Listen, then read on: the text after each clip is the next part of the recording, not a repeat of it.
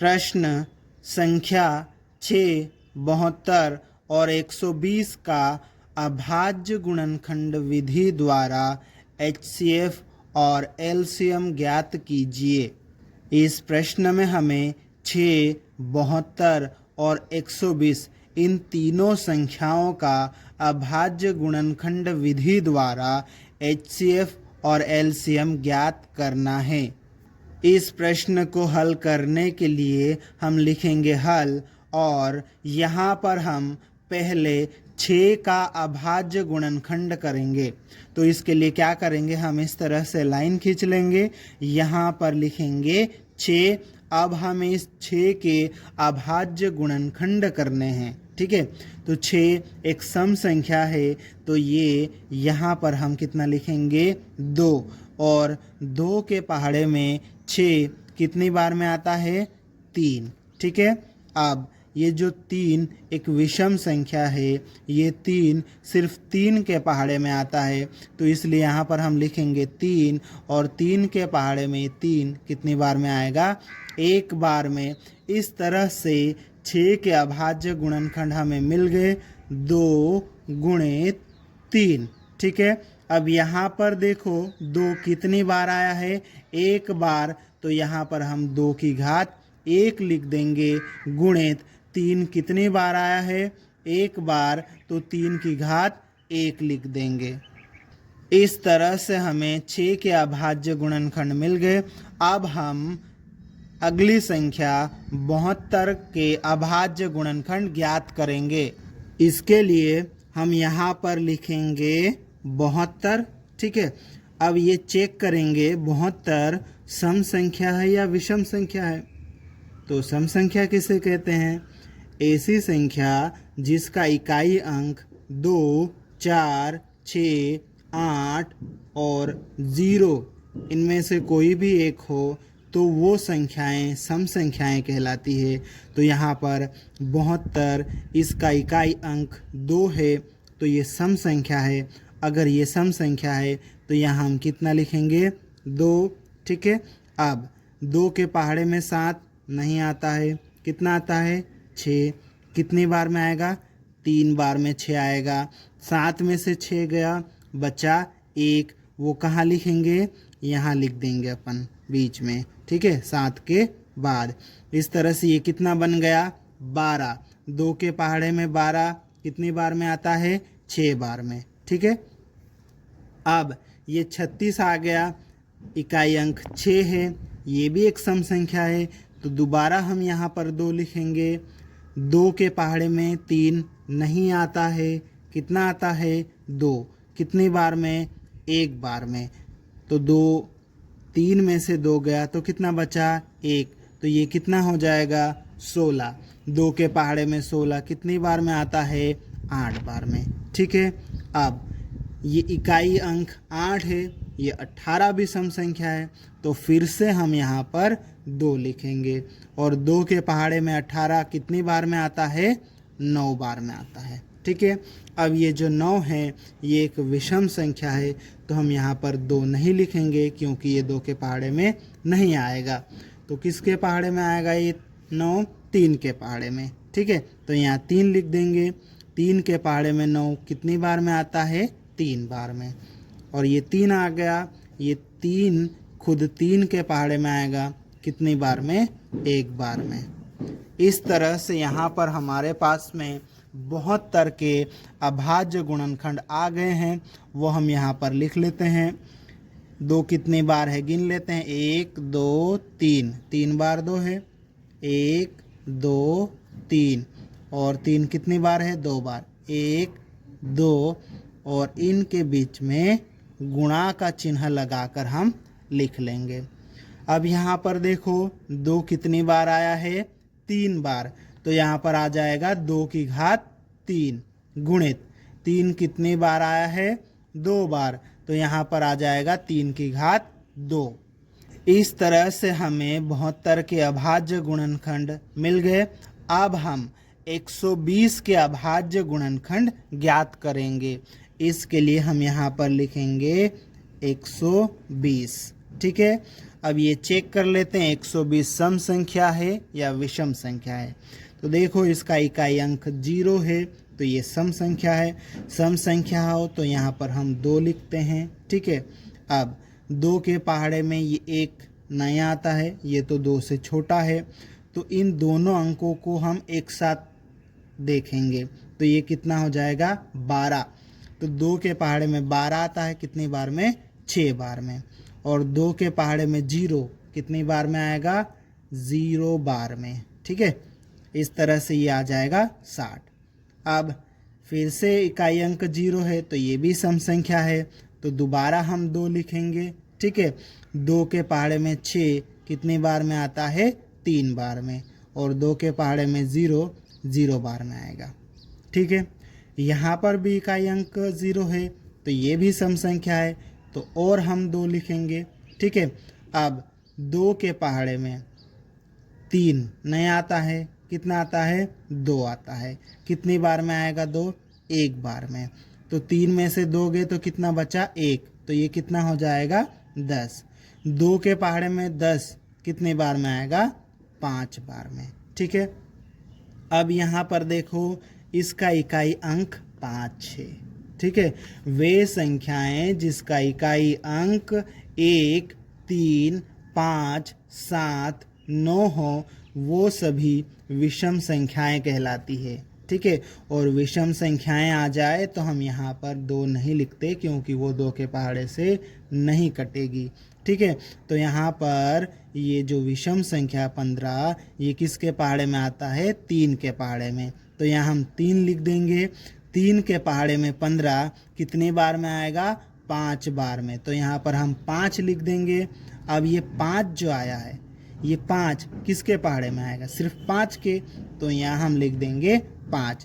5 के पहाड़े में 5 कितनी बार में आएगा 1 बार में, ठीक है। इस तरह से हमने 120 के अभाज्य गुणनखंड निकाल लिए हैं। देख लेते हैं इनको।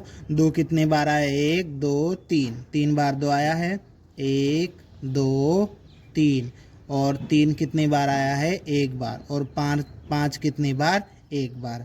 सबके बीच में गुणा का चिन्ह लगाकर हम इसको लिख लेंगे, ठीक है। अब यहाँ पे देखो 2 कितनी बार है 1 2 3, तो यहाँ आ जाएगा 2 की घात 3 गुणित 3 कितनी बार है 1 बार, तो 3 की घात 1 लिख देंगे, गुणित 5 कितनी बार है 1 बार, तो 5 की घात 1 लिख देंगे। इस तरह से हमने 6, 72 और 120 इन तीनों के अभाज्य गुणनखंड ज्ञात कर लिए हैं। अब हम इन अभाज्य गुणनखंडों की सहायता से इनका HCF और LCM ज्ञात करेंगे।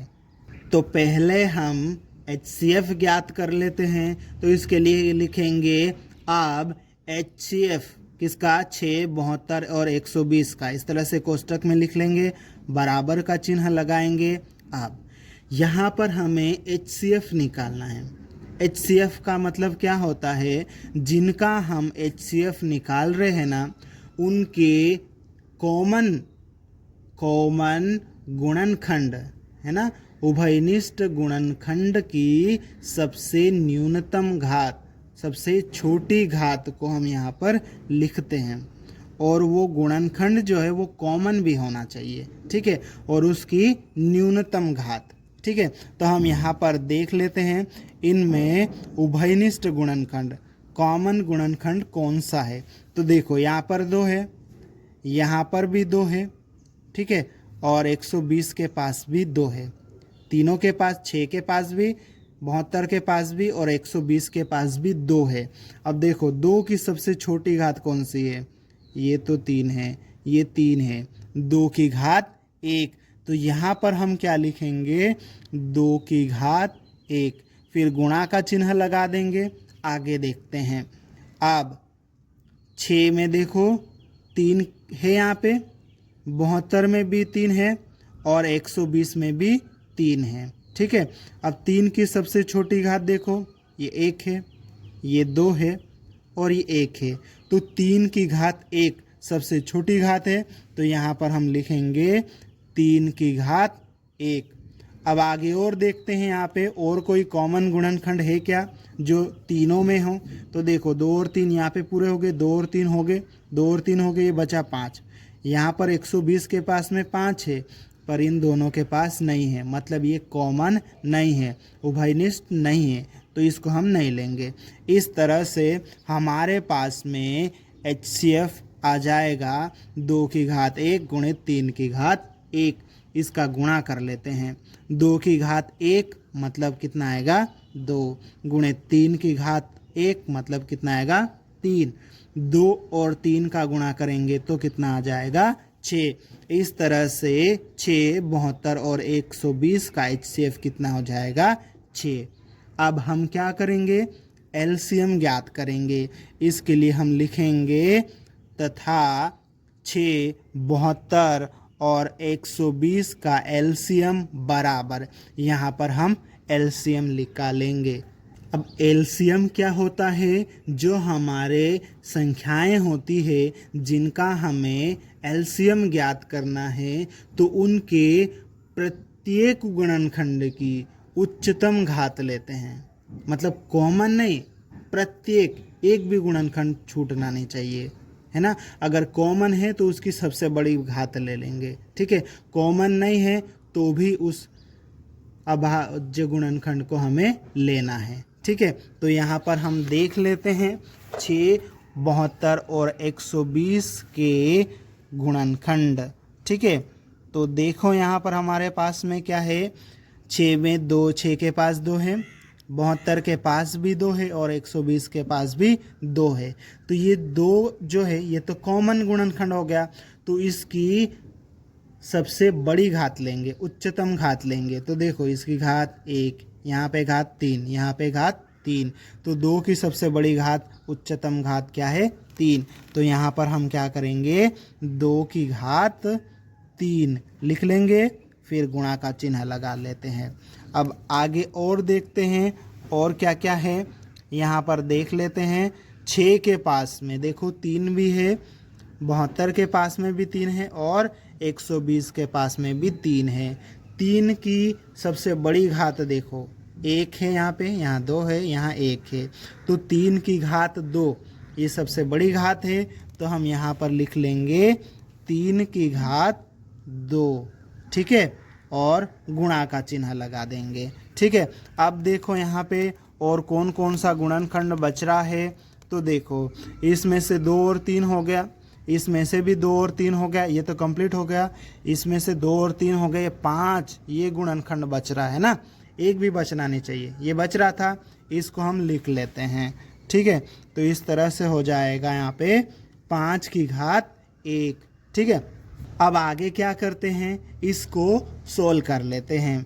2 की घात 3 मतलब 2 को 3 बार आपस में गुणा करेंगे, मतलब 2 गुणित 2 गुणित 2, 2 का 2 में गुणा करेंगे तो कितना आ जाएगा 4, 4 का फिर 2 में गुणा करेंगे तो कितना आएगा 8।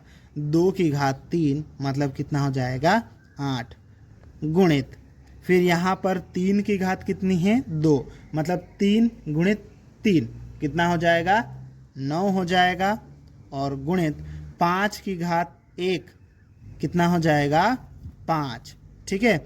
अब यहाँ पर हम इनका गुणा कर लेंगे, ठीक है।